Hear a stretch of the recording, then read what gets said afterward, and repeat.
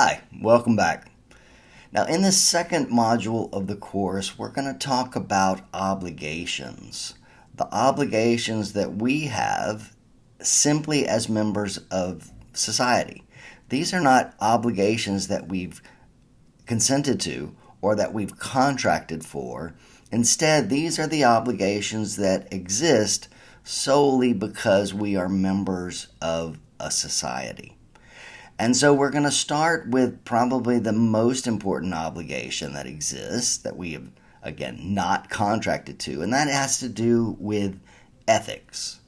So in this lecture, we're going to take up the question of business ethics, business societal and ethical context of the law. Now, ethics consist of the moral principles that guide decisions between right and wrong. Now, ethics and the law are not always aligned. That sometimes the legal choice may not be the ethical choice, while at the same time the ethical choice may not be the legal choice. So there is an overlap between law and ethics, but they exist in different environments. And so businesses will oftentimes face this problem of deciding between the legal but ethical choice and the wrong but legal choice. Now, there are guidelines that exist to assist businesses in resolving this conflict. We will talk about some of the ethical decision-making frameworks that exist, but this is a deep topic, and we're only going to be talking about very surface level introductions. So in this lecture, we're going to examine the complicated relationship between the law and ethics, and we're going to focus on why it matters to businesses. Starting with this idea of solving ethical challenges. How do we solve an ethical dilemma that we are presented with? And there are multiple relationships that exist between business, law, and ethics. There are multiple aspects to this that we need to consider. First of all is morals. Morals, those widely accepted standards of what is right and what is wrong. We tend to live in a very moralistic society in which society has decided that certain things are right and certain things are wrong. Now, when we discuss ethical norms, we're talking about the accepted standards for behavior within a society or community. I was taking a flight the other day on Southwest Airlines, and if you're familiar with Southwest, you have to line up according to your number. And I noticed one woman had lined up much earlier than what her number said, and one of the other passengers called her out on it to say that this is not the right place for you, and she replied that those numbers are just suggestions. They are just possibilities. Maybe you want to be here, maybe not. And unless you have a gate attendant who really cares, it's quite likely that you could be a lower number and board with a higher relationship. Now, that is not illegal, but it definitely seems to violate an ethical norm. If you are waiting in line at a restaurant or for an amusement park ride, and one person is standing in line, and then suddenly 5 of their friends or family show up and they join them in the line, again, not illegal, but it certainly seems like it's violating an ethical norm. The other aspect of ethics that we've talked about is this idea that businesses will experience a tension between the moral choice and the legal choice. What is the right choice and what is the legal choice? And then, of course, right implies some level of understanding who is it right for, who benefits from this choice. So ethical decision making for long-term business success and societal well-being is essential to the survival of a business. Let's talk about three different approaches to ethics, focusing mainly on the first two. Now, the first approach that you will see whenever you study ethics is what's called a principles-based approach, which means that it's going to rely on moral principles.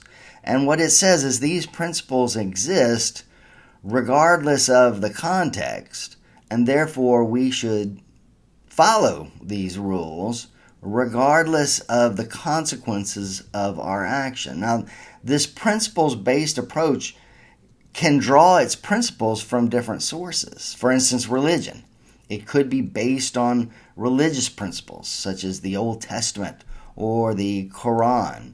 One thing I've noticed over the years is that many people, many politicians will advocate for the Ten Commandments to be posted in every schoolroom in the country, for instance. This is the idea that these are rules that came from God, so they must be the most important rules, and that you should follow these rules because God has said to follow these rules. Now, there are other ways of approaching principles, and one of which is virtue. And when we look to virtue, we say that ethical decisions are based on whether the conduct promotes good behavior. Do you feel good about yourself after having made the decision?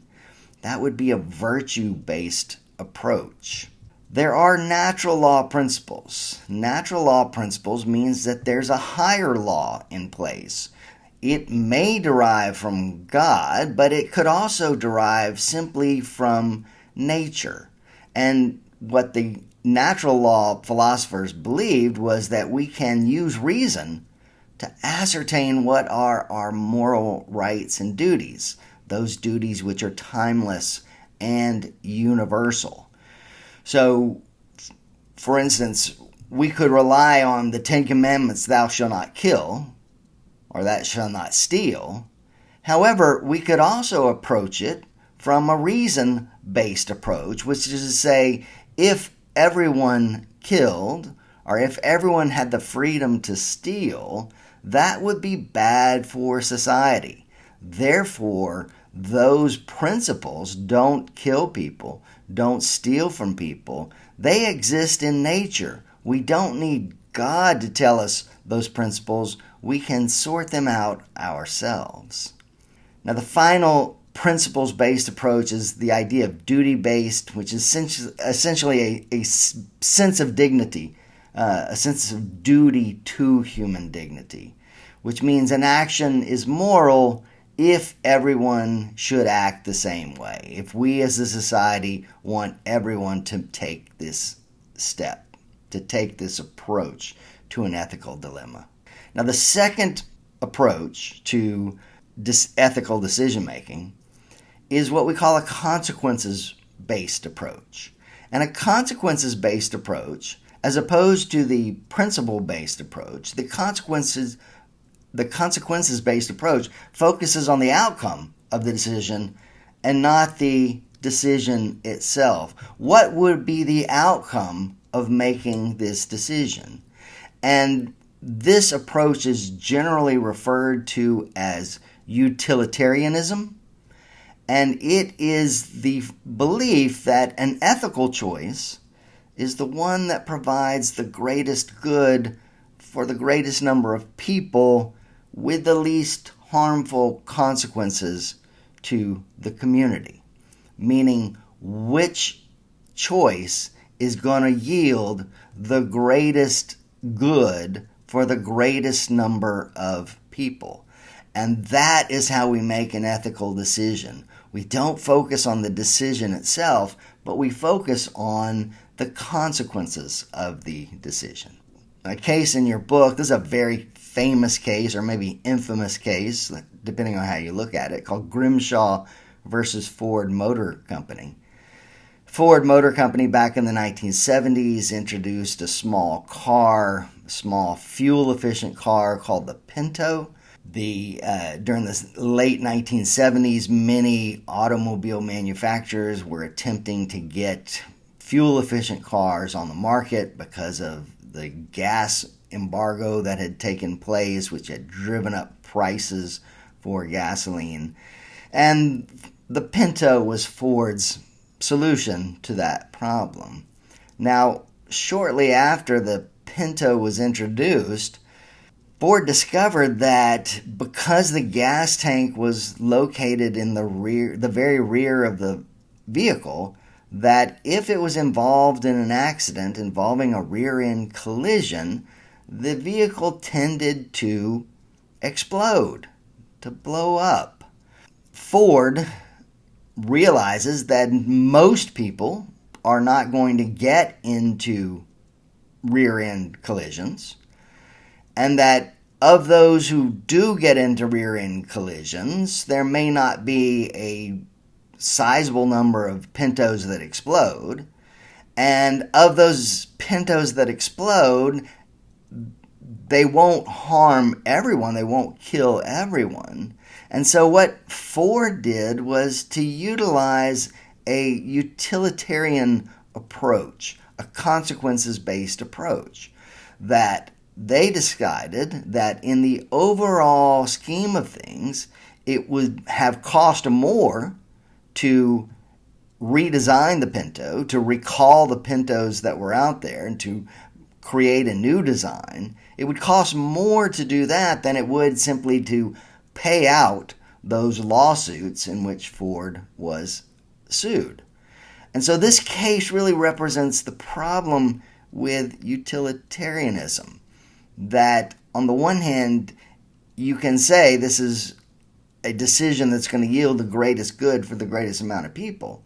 But when you are making a decision that has literally life or death consequences, perhaps we need more than simply a consequences-based approach.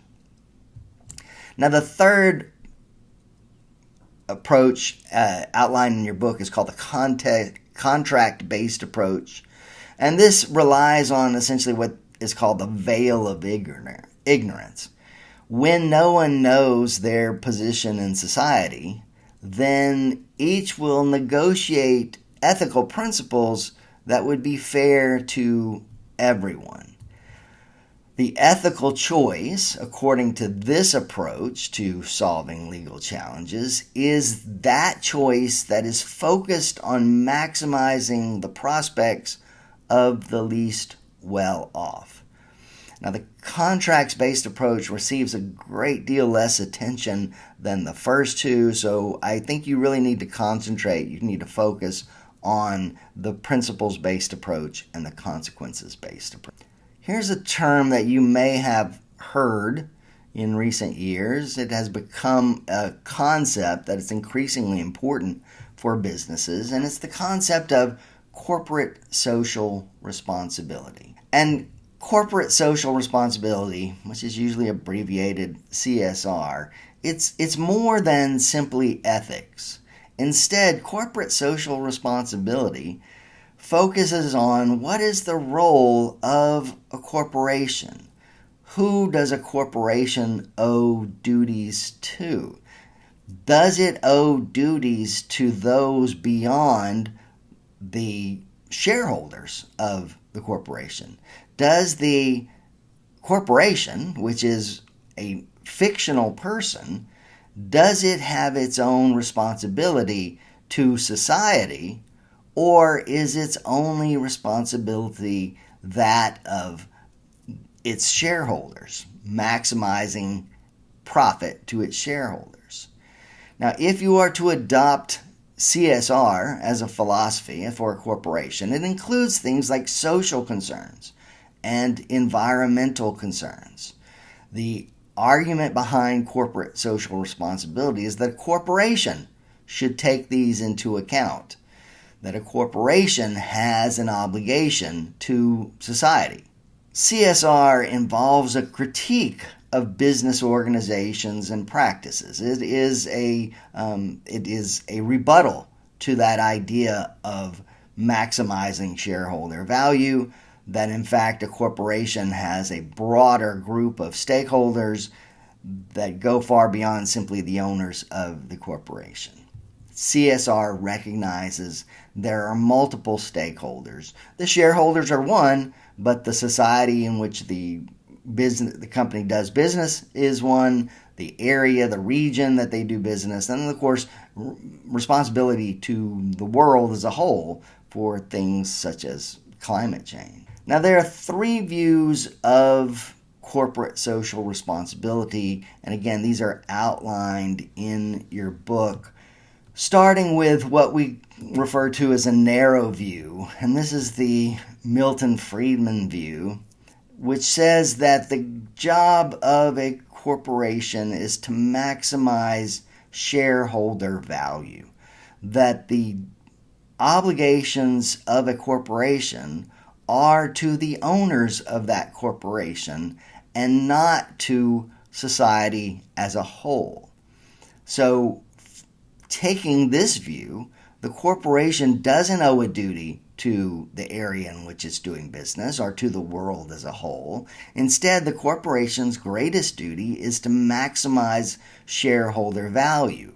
Now, perhaps that shareholder value can be maximized by taking approaches to social and environmental problems, but that is not a good in and of itself. The good comes out of the increase in value that taking that position would yield to shareholders.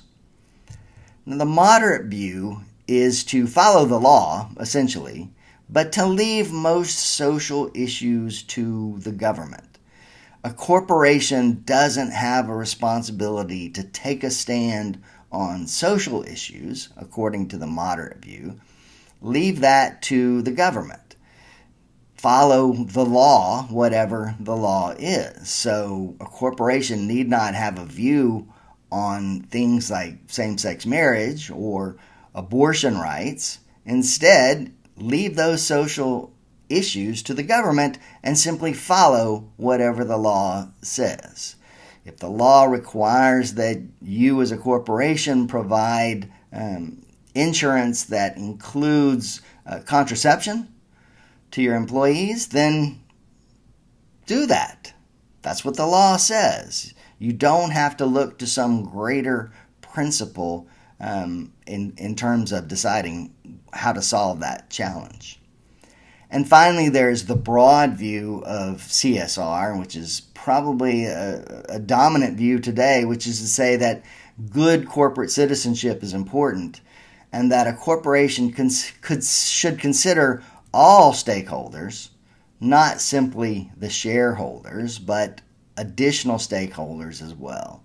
And you often hear this referred to as keeping an eye on the triple bottom line, which is to say what is best for people, what is best for the planet, and what is best for profit.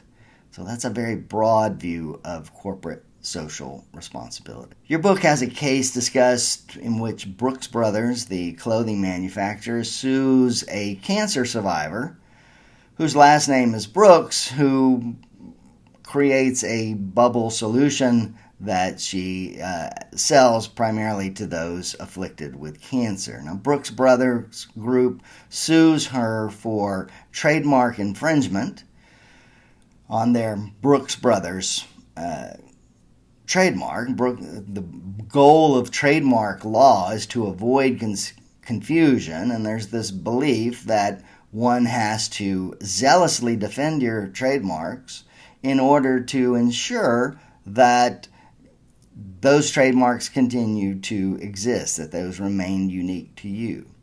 Now, we don't know how this case would have been resolved. It was settled before trial, but one might wonder what was the appropriate ethical approach here for Brooks Brother Group. Should they, in fact, zealously defend their trademark rights, or, which would probably be the best for their shareholders, or should they do the right thing and allow this cancer survivor to sell her product, which has nothing to do with their product? Let's talk a bit about values management and compliance department. Values management involves aligning employee behavior with organizational values, which is to say the organization has values itself. And the organization will often produce a code of ethics. And the code of ethics is a tool that should be used by managers within the organization. The code of ethics provide some guidelines for managers to use. Compliance departments. Compliance is a huge area of the law right now, certainly a huge area of business, because there are a host of laws that must be complied with. And so one of the ways we do that is to have a separate department that is focused on ensuring compliance with the law as well as compliance with ethical standards that exist. So that for a compliance for a company need not rely on the business managers who are focused on making a profit. Instead, we have another department that serves that role of ensuring adherence to the law and also ensuring adherence to ethical standards. Now, there are a number of challenges for a business when it comes to profit making, to doing business, starting with balancing profit with ethics. What is the right decision here versus what decision will provide the company with the most money? Businesses also have to create a culture of integrity, that it's important to create a culture of integrity so that in the future, ethical challenges don't have to produce these dilemmas if you believe that you have already addressed this issue and you know how the decision should be made. Finally, we talk about ethical decision-making frameworks. Now, there are many of these frameworks that exist, and they are all designed to yield the ethical decision. We're not going to spend a lot of time talking about how the different frameworks, but we will mention essentially what all of these frameworks combine, starting with defining the dilemma, defining what is the challenge that needs to be resolved, to identify the impact, to apply ethical standards, to develop choices and discuss impact with stakeholders, to implement these ethical decisions that have been made, to evaluate the decisions once they have been made, and to continue to monitor the decision. So these ethical frameworks, you can read more about them in your book. However, this is generally the guidelines they use. They are a flow chart of sorts designed to ensure the ethical decision is accurate, is the one that's being made. Finally, we'll talk about community-based nonprofits and benefit corporations. This is an innovation in corporate structure that we have seen in recent years, starting with the idea of community-based nonprofits. These entities are tax-exempt entities, and the reason why is they serve the community. So even though they may be engaged in business activities, those business activities are designed to serve the community as a whole, and so therefore they are rewarded with certain tax advantages. We also have benefit corporations. This is a relatively recent phenomenon. These are corporations in which, within the corporate charter itself, the corporation acknowledges that it has a duty beyond simply a duty to its shareholders, that instead it should balance the idea of profits with social and environmental goals. And so these corporations, these benefit corporations, the idea is that when one invests in one of these corporations, you should know that The goal is not maximizing shareholder value. It is maximizing shareholder value while being concerned with social and environmental issues. So, in conclusion, what did we learn in this lecture? We learned that ethics consist of the moral principles that guide decisions between right and wrong, that law and ethics are not always aligned, and that businesses can face situations in which an ethical choice is not legal or a legal choice is not ethical. Thanks a lot for listening. If you have any questions, let me know. Otherwise, we'll see you in the next one.